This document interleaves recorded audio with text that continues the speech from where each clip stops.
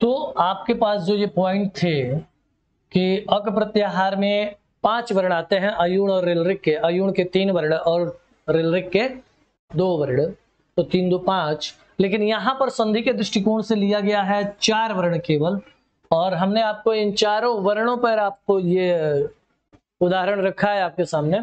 तो आप देख सकते हैं कि इन चारों वर्णों को जोड़ा गया है, हमने आपके सामने इसको रखा है, इसको जोड़ के आपको ये पॉइंट दिया है कि आप इस चीज को जो है अच्छे तरीके से समझ सकें, ठीक है ना। तो अब आप ये चीज देख सकते हैं कि यहाँ पर जो 4 वर्ण हैं, उन चारों वर्णों में से सबसे पहला पॉइंट हमने लिया है अ का, ठीक है। अब अ के साथ जब अ को जोड़ेंगे तो हमारा आंसर मिलता है आ, और यदि कहा कि आ पहले आ जाए और अ बाद में आए तब आंसर क्या हमारा होगा, तो इसने कहा तब भी आ ही होगा, और अ यदि पहले आ जाए और आ बाद में आए तब भी हमारा आंसर आ ही होगा, और आ के बाद यदि आ जाए तब भी हमारा आंसर आ ही होगा। ठीक है, बात समझ में आ रही है आपको? कहना क्या चाहते हैं हम आपसे, गौर करिएगा इस चीज का कि आपको क्या करना है। तो अब ये आ का प्रकरण रहा। उसी तरह से कहा कि ई के बाद यदि ई आ जाएगा तो आंसर होगा बड़ी ई, बड़ी ई के बाद यदि छोटी ई आ जाए तो उसको आंसर तब भी होगा बड़ी ई, और छोटी ई के बाद यदि बड़ी ई का प्रकरण आता है तो उसका आंसर होगा बड़ी ई, और बड़ी ई के साथ यदि बड़ी ई आता है तब भी उसका आंसर होगा बड़ी ई, और बड़ी ई की मात्रा इस तरीके में लगती है, ठीक है, सामने से प्रयोग होती है बड़ी ई की मात्रा, ठीक है ना। उसी के साथ ऊ के साथ यदि छोटा ऊ, दो छोटा ऊ मिले तो एक बड़ा ऊ बनेगा, बड़ा ऊ के साथ यदि एक छोटा ऊ मिले तो बड़ा ऊ बनेगा, और छोटा ऊ के साथ यदि बड़ा ऊ मिल जाए तो भी बड़ा ऊ बनेगा, और बड़ा ऊ के साथ यदि बड़ा ऊ मिल जाए तब भी हमारा बड़ा ऊ ही बनेगा, ठीक है ना। आंसर इसका इस तरीके में लगाते हैं, आप चाहे तो इस चीज को देख सकते हैं, ठीक है। बड़ा ऊ। अब आइए, अब आपको हम आपको लेके चलते हैं उदाहरण के पास, जो आपने याद हमेशा रखिएगा। संधि कहाँ होती है, तो कहा कि प्रथम पद के अंतिम वर्ण और दूसरे पद के प्रथम वर्ण में। तो जो भी संधि शब्द आपको मिलेंगे ना, उसमें से 2 शब्द या 2 वर्ण निकालने की कोशिश करिएगा, 2 पद बनाने की कोशिश करिए, और जहां 2 पद बनाए वो पद आपको आने चाहिए कि हाँ कम से कम कौन सा पद कैसा होता है, सही होता है कि नहीं। क्योंकि अब इस वीडियो के माध्यम से हम आपको क ल नहीं पढ़ाने वाले हैं, च ल चल नहीं पढ़ाने वाले हैं। आप उस स्टेज पे आ गए हो, ये पढ़ाने की आवश्यकता आपको नहीं है। आपको ये जानना पड़ेगा कि इंद्र का ई कैसा होता है, इसका ई कैसा होता है, ठीक है ना। तब जाके आप इस पॉइंट को पकड़ पाएंगे। ये बात ध्यान दिमाग में रहे। अभी हम थोड़ी पढ़ाने आपके पास आएंगे कि इंद्र में ई छोटी ही होती है, इसका ई बड़ी ही होती है, रवि का ई जो है छोटी ही होता है, श्री का ई जो है बड़ी ही होता है।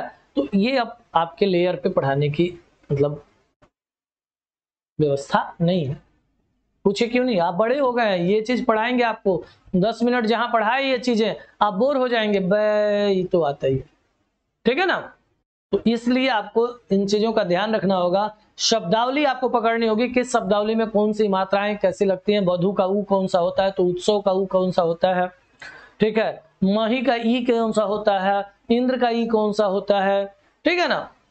तो ये सब जानना पड़ेगा आपको थोड़ा सा, यही बेसिक चीज है। बेसिक चीज है क्या, शब्दों को और वर्णों को जानना, ठीक है। अब आइए चलते हैं आपको उदाहरण जो ये आपने लिखा है। हम सबसे पहले आपसे दूसरा कोई काम नहीं करेंगे, इसमें से आपके 2-2 शब्द बनाने हैं हमको, कि 2-2 शब्द कौन से बनेंगे। जैसे धनार्थी में आपने बनाया है, धनार्थी में कौन सा शब्द बनाया है आप ये जान लीजिए, धन प्लस अर्थी बनाया है। कौन सा शब्द बनाया है, धन प्लस अर्थी।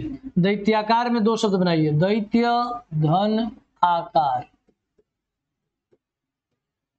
ठीक है। तथापि में बनाइए तथा धन अपि, ठीक है। विद्यालय में बनाइए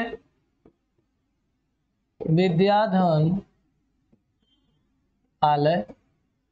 रवीश में बनाइए रविधन ईश बनाइए। कपीस में बनाइए कपिधन ईश बनाइए। श्रीश बनाइए श्रीधन, ईस बनाइए, सुक्ति बनाइए, सुधन, उक्ति बनाइए, मातृणम बनाइए, तो मातृधन ऋणम होगा, और पितृणम बनाइए तो पितृधन ऋणम होगा। ठीक है, आपने दो दो पद निकाल लिया, प्रत्येक शब्द का दो पद आपके पास निकल गया, प्रत्येक शब्द में दो पद लगे थे, वो दोनों पद आपके पास अलग अलग हो गए। ठीक, अब आइए चलते हैं अब इनके विषय में कि कैसे हमने जो ये फार्मूला है, इस फार्मूले को आपको दिमाग में रखना होगा कि चाहे ई के साथ ई किसी भी अवस्था की मिले, बड़ी ई के साथ बड़ी ई मिले, छोटी ई के साथ छोटी ई मिले, बड़ी ई के साथ छोटी ई मिले, छोटी ई के साथ बड़ी ई मिले, कोई भी अवस्था का अगर ई मिलता है तो वहां का आंसर बड़ी ही होगा। ठीक है, कोई दिक्कत नहीं है इसमें, आपको ये चीज जानना पड़ेगा। अब इसमें कहा कि अगर ई के बाद अ आ जाएगा तब क्या करेंगे, खट दिमाग में लगाइएगा, ई के बाद अ आया तो समान नहीं कहलाएगा, क्या कहलाएगा, वो असमान कहलाएगा। और कैसे असमान कहलाएगा, तो कहा कि समान हमारे जैसा जो होगा वही ना हमारे समान होगा, जो हमारे जैसा नहीं है वो हमारे समान क्यों कहलाएगा, कैसे कहलाएगा, तो जो हमारे जैसा ही होना चाहिए सामने वाला, तभी वो समान कहलाएगा, नहीं तो असमान। मैं दुबला पतला इंसान, सामने कोई बढ़िया भारी भरकम मोटा तगड़ा आ जाए तो हमारे समान है ना, वो हमसे असमान है। यदि हमारे समान दुबला पतला है, अब पता चले उसकी 6 अंगुलियां हैं, कोई दिक्कत नहीं है, आकार में तो हमारे जैसा है तो हमारे समान कहलाएगा। ठीक, उसी तरह से इन लोगों ने कहा कि अ धन अ जो को जब मिलाएंगे तो आ बनेगा, लेकिन आ के बाद अगर अ मिला देंगे तो क्या बनेगा, तो इसने कहा कोई दिक्कत नहीं है, आपने अ धन अ एक ही समान तत्व को जोड़ करके एक जो तत्व बनाने का प्रयास किए हैं वो भी उसी के समान होगा। ठीक है, अब आइए धनार्थी शब्द आप सबसे पहले शब्द, तो पहला पद है धन, दूसरा पद है अर्थी, पहला पद है दैत्य, दूसरा पद है आकार, पहला पद है तथा, दूसरा पद है अपि, पहला पद है विद्या, दूसरा पद है आलय, पहला पद है रवि, दूसरा पद है ईस, पहला पद है कपि, दूसरा पद है ईस, पहला पद है स्त्री, दूसरा पद है ईस, पहला पद है सूत, दूसरा पद है उक्ति, पहला पद है मातृ, दूसरा पद है ऋणम, पहला पद है पितृ, दूसरा पद है ऋणम। बात समझ में आई, पहला पद और दूसरा पद यानी संधि शब्द का पहला शब्द और दूसरा शब्द। ठीक है ना, तो पहला पद और दूसरा पद ये जानिएगा, पहले पद के, ये पहला पद दूसरा पद बार बार क्यों कह रहे हैं आपसे, संधि वही हो रही है पहले पद के अंतिम वर्ण में और दूसरे पद के प्रथम वर्ण में। ठीक है ना, तो अब चलिए पहला पद का निकालते हैं, पहला पद का अंतिम वर्ण क्या, तो पहला पद का अंतिम वर्ण है न, पहले पद का अंतिम वर्ण क्या है न, तो न क्या है, तो कहा व्यंजन है, और मामला हम किस संधि का पढ़ रहे हैं, स्वर संधि का, तो न में कोई स्वर है कि नहीं है, न में कोई स्वर है कि नहीं है, तो देखा गया कि न में स्वर है, और कौन सा स्वर है, तो कहा अ, तो न में से अ निकालेंगे। ठीक है, आपको यही लिख दें, धन प्लस अर्थी, तो 9 में से क्या निकाले अ, ये प्रथम पद था और यहाँ दूसरा पद है, तो दूसरे पद का प्रथम वर्ण निकालना है, दूसरे पद का प्रथम वर्ण, तो दूसरे पद का प्रथम वर्ण स्वर में है अ, तो अ धन अ, तो अ के साथ अ मिला है तो आंसर हमको क्या मिला आ। 9 में से अ निकाल दिया ना, अब लिख लीजिए धन, 9 में से अ निकल गया तो न व्यंजन हो गया क्योंकि स्वर निकल गया है, आगे स्वर हम लिख लेंगे आ, क्यों हमें आंसर मिला है, और शेष आपके पास क्या बचा है थी, जोड़ देंगे 9 में आ जुड़ेगा क्या बनेगा धना, अर्थी आपके जोड़ेंगे तो धनार्थी बन गया। समझ में आई बात हमारी, चलिए एक और आपको पॉइंट बना देते हैं। ठीक है, एक और पॉइंट क्या बनाते हैं आपके लिए, धनार्थी के बाद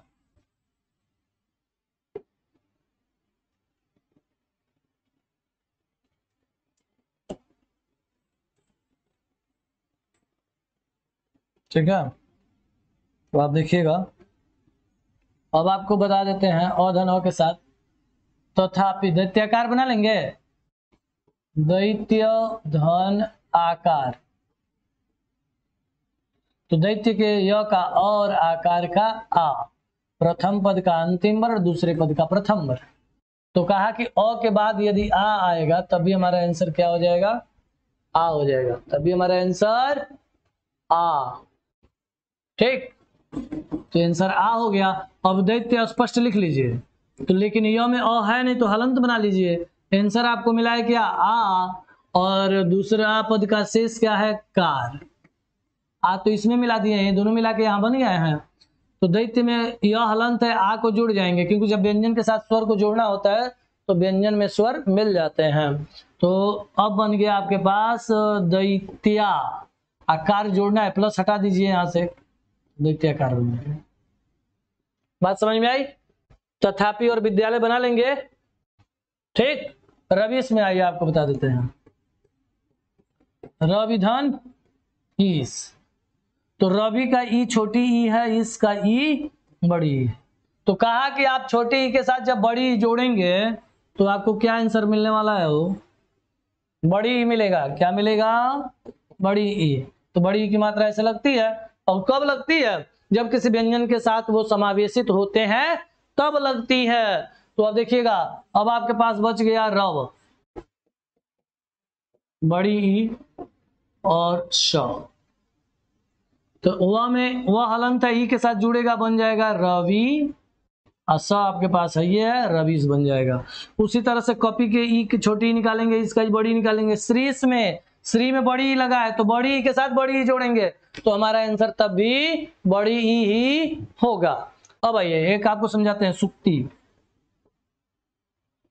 सुक्ति में संधि विच्छेद करिएगा, सुधन उक्ति। तो सु का उ भी छोटा उ है, सु का उ भी छोटा उ है, और उक्ति का उ भी छोटा उ है, मिला करके क्या बनेगा, बड़ा उ बनेगा।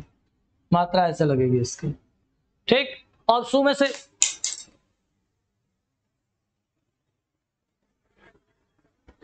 से उ निकाल देंगे आप। सु में से जब उ निकालेंगे तो आपके पास बच गया है स, उ भी हलंत। आंसर आपको मिला है बड़ा उ।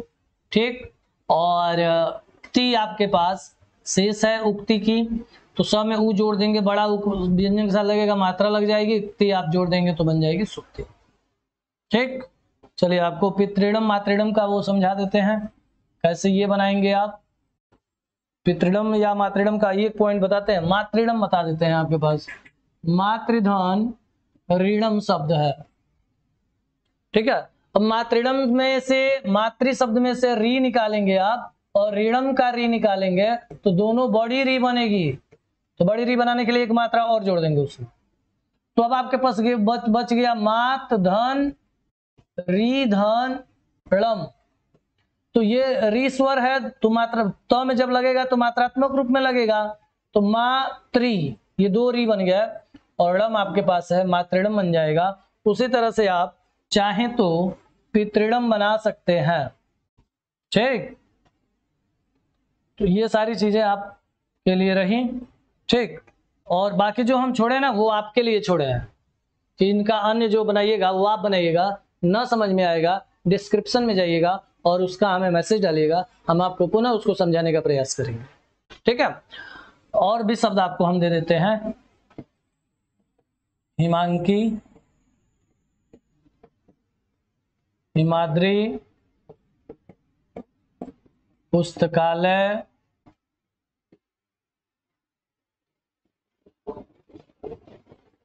दिव्यालय,